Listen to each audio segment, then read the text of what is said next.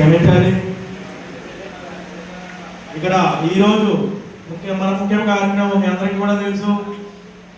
గత 2 ఏళ్ల క్రితం ఎన్నికల మేనిఫెస్టో కింద మనందరికీ కూడా ఇదే తెలుగుదేశం పార్టీ, ఇదే జనసేన పార్టీ, ఇదే బీజేపీ పార్టీ ఉమ్మడి మేనిఫెస్టో అన్నది ప్రజలందరికీ ఇవ్వడం జరిగింది.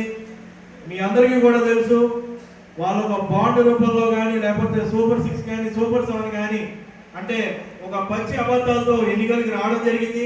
ప్రజల్ని ఖచ్చితంగా వాళ్ళు మోసం చేశారు.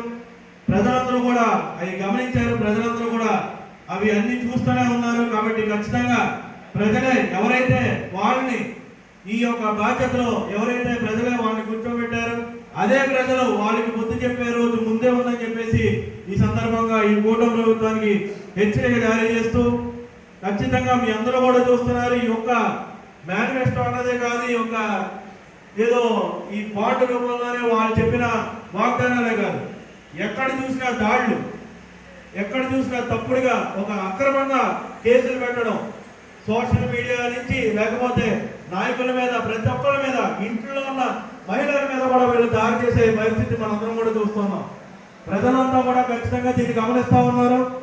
ఇవన్నీ కూడా మేమైతే చూస్తూ ఊరుకోం. మీ అందరూ కూడా ఎంత కేసులు